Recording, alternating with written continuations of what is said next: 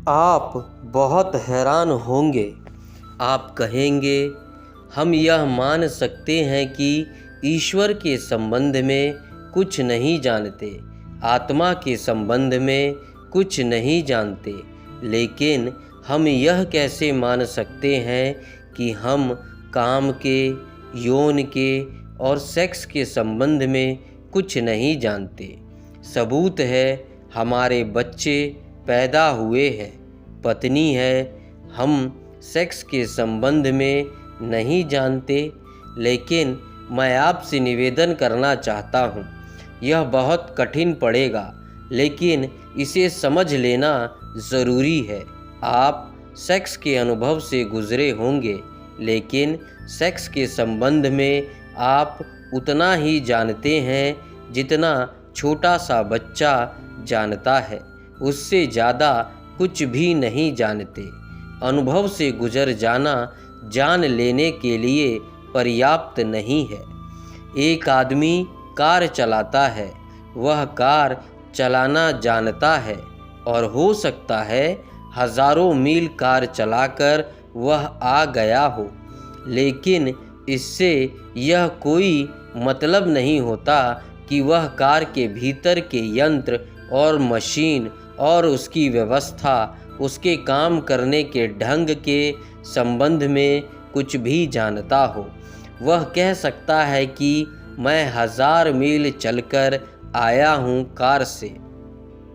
मैं नहीं जानता हूँ कार के संबंध में, लेकिन कार चलाना एक ऊपरी बात है और कार की पूरी आंतरिक व्यवस्था को जानना बिल्कुल दूसरी बात है। एक आदमी बटन दबाता है और बिजली जल जाती है। वह आदमी यह कह सकता है कि मैं बिजली के संबंध में सब जानता हूँ, क्योंकि मैं बटन दबाता हूँ और बिजली जल जाती है। बटन दबाता हूँ, बिजली बुझ जाती है। मैंने 1000 दफ़ा बिजली जलाई और बुझाई, इसलिए मैं बिजली के संबंध में सब जानता हूँ। हम कहेंगे वह पागल है। बटन दबाना और बिजली जला लेना और बुझा लेना बच्चे भी कर सकते हैं। इसके लिए बिजली के ज्ञान की कोई भी ज़रूरत नहीं है। बच्चे कोई भी पैदा कर सकता है। सेक्स को जानने से इसका कोई संबंध नहीं है। शादी कोई भी कर सकता है। पशु भी बच्चे पैदा कर रहे हैं, लेकिन वे सेक्स के संबंध में कुछ जानते हैं। इस भ्रम में पड़ने का कोई कारण नहीं। सच तो यह है कि सेक्स का कोई विज्ञान ही विकसित नहीं हो सका।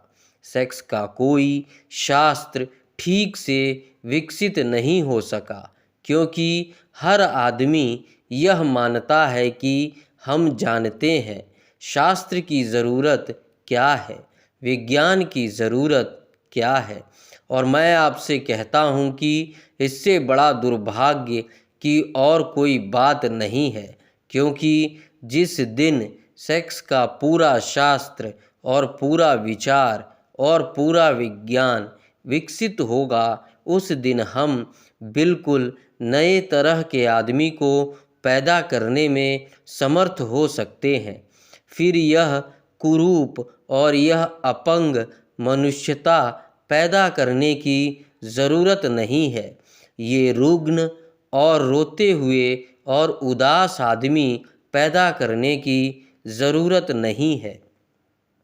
ये पाप और अपराध से भरी हुई संतति को जन्म देने की ज़रूरत नहीं है। लेकिन हमें कुछ भी पता नहीं है। हम सिर्फ बटन दबाना और बुझाना जानते हैं। उसी से हमने समझ लिया है कि हम बिजली के जानकार हो गए हैं। सेक्स के संबंध में पूरी ज़िंदगी बीत जाने के बाद भी आदमी इतना ही जानता है, बटन दबाना और बुझाना, इससे ज़्यादा कुछ भी नहीं। लेकिन चूँकि यह भ्रम है कि हम सब जानते हैं, इसलिए इस संबंध में कोई शोध, कोई खोज, कोई विचार, कोई चिंतन का कोई उपाय नहीं है। और इसी भ्रम के कारण कि हम सब जानते हैं, हम किसी से ना कभी कोई बात करते हैं, ना विचार करते हैं, ना सोचते हैं, क्योंकि जब सभी को सब पता है तो ज़रूरत क्या है। और मैं आपसे कहना चाहता हूँ कि जीवन में और जगत में सेक्स से बड़ा ना कोई रहस्य है और ना कोई गुप्त और गहरी बात है। अभी हमने अणु को खोज निकाला है। जिस दिन हम सेक्स के अणु को भी पूरी तरह जान सकेंगे, उस दिन मनुष्य जाति ज्ञान के एक बिल्कुल नए जगत में प्रविष्ट हो जाएगी। अभी हमने पदार्थ की थोड़ी बहुत खोजबीन की है और दुनिया कहाँ से कहाँ पहुँच गई। जिस दिन हम चेतना के जन्म की प्रक्रिया और खामियों को समझ लेंगे, उस दिन हम मनुष्य को कहाँ से कहाँ पहुँचा देंगे। इसको आज कहना कठिन है, लेकिन एक बात निश्चित कही जा सकती है कि काम की शक्ति और काम की प्रक्रिया जीवन और जगत में सर्वाधिक रहस्यपूर्ण, सर्वाधिक गहरी, सबसे ज़्यादा मूल्यवान बात है और उसके संबंध में हम बिल्कुल चुप हैं। जो सर्वाधिक मूल्यवान है उसके संबंध में कोई बात भी नहीं की जाती है। आदमी जीवन भर संभोग से गुजरता है और अंत तक भी नहीं जान पाता कि क्या था संभोग। तो जब मैंने पहले दिन आपसे कहा कि शून्य का, अहंकार शून्यता का, विचार शून्यता का अनुभव होगा, तो अनेक मित्रों की यह बात अनहोनी, आश्चर्यजनक लगी है। एक मित्र ने लौटते हुए मुझसे कहा, यह तो हमें ख्याल में भी ना था, लेकिन ऐसा हुआ है। एक बहन ने आज मुझे आकर कहा, लेकिन मुझे तो इसका कोई अनुभव नहीं है। आप कहते हैं तो इतना मुझे ख्याल आता है कि मन थोड़ा शांत और मौन होता है, लेकिन मुझे अहंकार शून्यता का या किसी और गहरे अनुभव का कोई भी पता नहीं है।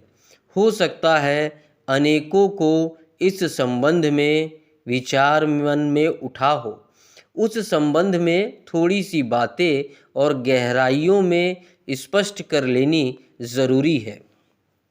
पहली बात, मनुष्य जन्म के साथ ही संभोग के पूरे विज्ञान को जानता हुआ पैदा नहीं होता है। शायद पृथ्वी पर बहुत थोड़े से लोग अनेक जीवन के अनुभव के बाद संभोग की पूरी कला और पूरी की पूरी विधि और पूरा शास्त्र जानने में समर्थ हो पाते हैं। और ये ही वे लोग हैं जो ब्रह्मचर्य को उपलब्ध हो जाते हैं, क्योंकि जो व्यक्ति संभोग की पूरी बात को जानने में समर्थ हो जाता है, उसके लिए संभोग व्यर्थ हो जाता है, वह उसके पार निकल जाता है, अतिक्रमण कर जाता है। लेकिन इस संबंध में कुछ बहुत स्पष्ट बातें नहीं कही गई है। एक बात, पहली बात स्पष्ट कर लेनी ज़रूरी है, वह यह है कि भ्रम छोड़ देना चाहिए कि हम पैदा हो गए हैं, इसलिए हमें पता है क्या है काम, क्या है संभोग। नहीं, पता नहीं है, और नहीं पता होने के कारण जीवन पूरे समय काम और सेक्स में उलझा रहता है और व्यतीत होता है। मैंने आपसे कहा, पशुओं का बंधा हुआ समय है, उनकी ऋतु है, उनका मौसम है। आदमी का कोई बंधा हुआ समय नहीं है। क्यों? पशु शायद मनुष्य से ज़्यादा संभोग की गहराई में उतरने में समर्थ है, और मनुष्य उतना भी समर्थ नहीं रह गया है।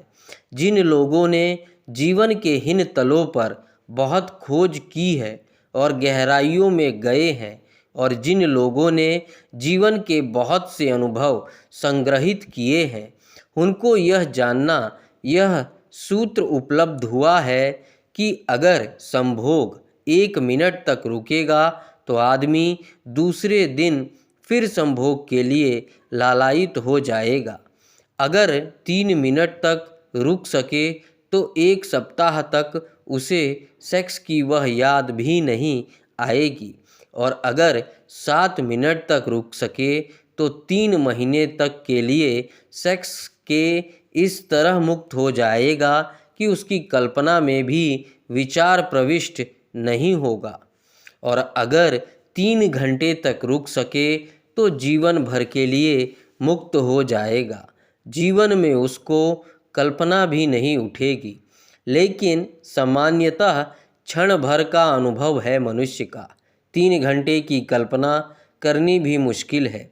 लेकिन मैं आपसे कहता हूँ कि 3 घंटे अगर संभोग की स्थिति में उस समाधि की दशा में व्यक्ति रुक जाए तो एक संभोग पूरे जीवन के लिए सेक्स से मुक्त करने के लिए पर्याप्त है। इतनी तृप्ति पीछे छोड़ जाता है, इतना अनुभव, इतना बोध छोड़ जाता है कि जीवन भर के लिए पर्याप्त हो जाता है। एक संभोग के बाद व्यक्ति ब्रह्मचर्य को उपलब्ध हो सकता है।